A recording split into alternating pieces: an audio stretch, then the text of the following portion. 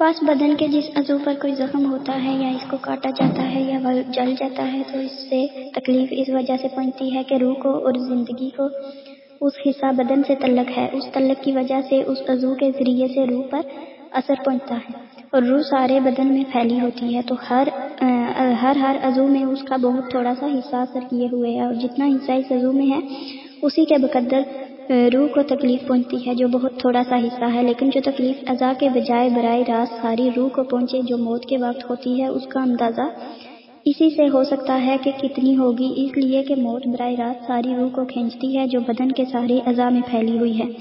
اس لیے بدن کا کوئی حصہ بھی ایسا نہیں ہوتا جس میں اتنی ہی تکلیف نہ ہو جتنی کہ اس کے کاٹنے میں ہوتی ہے، اس لیے کہ کسی عضو کے کاٹنے سے اس وجہ سے تکلیف ہوتی ہے کہ روح اس سے جدا ہوتی ہے، اور اگر وہ مردہ ہو اس میں روح نہ ہو تو اس کے کاٹنے سے ذرا بھی تکلیف نہیں ہوتی۔ پس جب روح کے ذرا سے حصے کے جدا ہونے سے اتنی تکلیف ہوتی ہے تو جب ساری روح کو بدن کے تمام حصوں سے کھینچا جائے گا تو ظاہر ہے کہ کتنی تکلیف ہوگی، لیکن بدن کا اگر ایک حصہ کاٹا جاتا ہے تو روح کا بقیہ حصہ سارے بدن میں موجود ہوتا ہے، وہ اس وقت قوی ہوتا ہے، اس لیے آدمی چلاتا ہے، تڑپتا ہے، مگر جب ساری روح کھینچی جاتی ہے تو اس میں ضعف کی وجہ سے اتنی قوت نہیں رہتی کہ وہ کراہنے سے کچھ آرام پا لے۔ البتہ اگر بدن قوی ہوتا ہے تو اس کی بقدر سانس کے اکھڑنے کے وقت اس میں آواز پیدا ہوتی ہے جو سنائی دی جاتی ہے، قوت نہیں ہوتی تو یہ بھی پیدا نہیں ہوتی۔ اس کے نکلنے کے بعد ہر عضو آہستہ آہستہ ٹھنڈا ہونا شروع ہو جاتا ہے۔ سب سے پہلے پاؤں ٹھنڈے ہوتے ہیں، اس لیے کہ روح پاؤں کی طرف سے سب سے پہلے کھینچتی ہے اور وہاں سے نکل کر منہ کے ذریعے سے جاتی ہے، پھر پنڈلیاں ٹھنڈی ہوتی ہیں، پھر رانیاں، اسی طرح ہر عضو ٹھنڈا ہوتا رہتا ہے، اور ہر ایک عضو کو اتنی ہی تکلیف ہوتی ہے جتنی اس کے کاٹنے سے ہوتی ہے، یہاں تک کہ جب روح حلق تک پہنچتی ہے تو آنکھوں سے نور جاتا رہتا ہے۔ اسی وجہ سے حضور اقدس صلی اللہ علیہ وآلہ وسلم کی دعاؤں میں بھی یہ بھی دعا ہے کہ یا اللہ مجھ پر موت کی اور نزع کی سختی آسان فرما۔ لوگ بھی حضور صلی اللہ علیہ وسلم کے اتباع میں اس دعا کو مانگتے ہیں مگر اس کی تکلیف سے ناواقف ہونے کی وجہ سے سرسری طور پر مانگ لیتے ہیں۔ یہی وجہ ہے کہ انبیاء کرام اور اولیاء موت سے بہت زیادہ ڈرتے تھے۔ حضرت عیسیٰ علیہ السلام کا ارشاد اپنے حواریین سے ہے کہ میرے لیے حق تعالی شانہ سے اس کی دعا کرو کہ نزع کی تکلیف مجھ پر آسان ہو جائے کہ موت کے ڈر نے مجھے موت کے قریب پہنچا دیا۔ کہتے ہیں کہ بنی اسرائیل کے عابد لوگوں کی ایک جماعت ایک قبرستان میں پہنچی اور انہوں نے آپس میں مشورہ کیا کہ حق تعالی شانہ سے اس کی دعا کی جائے کہ ان میں سے کوئی مردہ ظاہر ہو جس سے ہم پوچھیں کہ کیا گزری۔ ان لوگوں نے دعا کی، ایک مردہ ان پر ظاہر ہوا جس کی پیشانی پر کثرت سے سجدہ کرنے کا نشان بھی پڑا ہوا تھا۔ وہ کہنے لگا کہ تم مجھ سے کیا پوچھنا چاہتے ہو؟ مجھے مرے ہوئے 50 سال ہو گئے لیکن موت کے وقت کی تکلیف اب تک میرے بدن میں سے نہیں گئی۔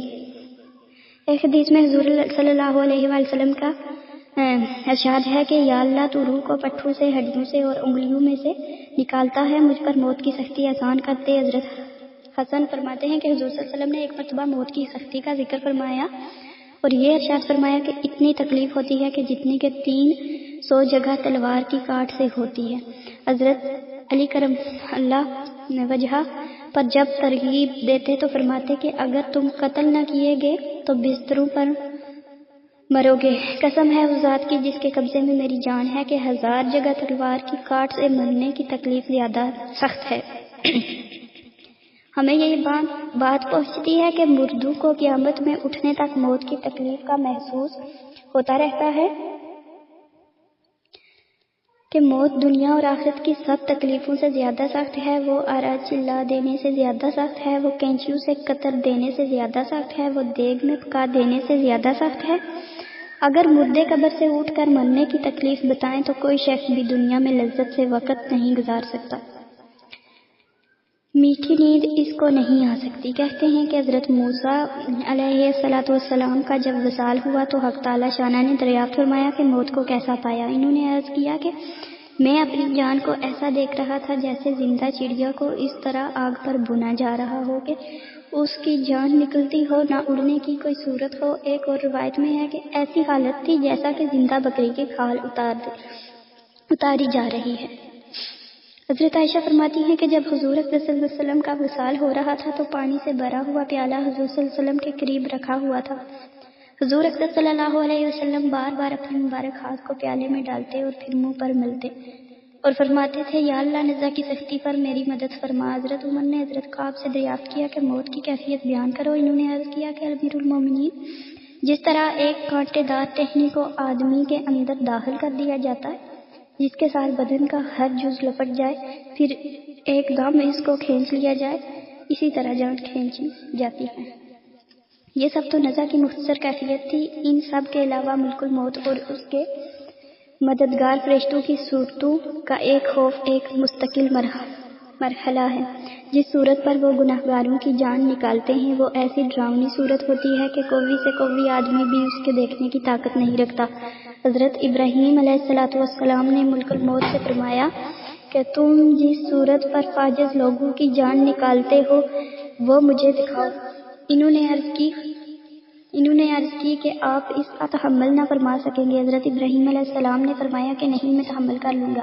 حضرت اسرائیل علیہ السلام نے عرض کیا کہ اچھا دوسری طرف منہ کر لیجئے۔ حضرت ابراہیم علیہ السلام نے منہ پھیر لیا۔ اس کے بعد حضرت اسرائیل نے عرض کیا کہ اب دیکھ لیجئے۔ حضرت ابراہیم علیہ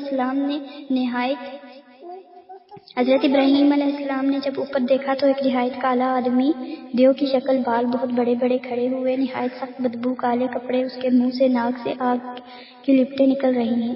حضرت ابراہیم علیہ السلام کو یہ حالت دیکھ کر غش آ گیا۔ بڑی دیر میں افاقہ ہوا تو ملک الموت اپنی پہلی صورت پر تھے۔ حضرت ابراہیم علیہ السلام نے فرمایا کہ اگر فاجر شخص کے لیے کوئی دوسری آفت نہ ہو تب بھی یہ صورت ہی اس کی موت کے لیے کافی ہے۔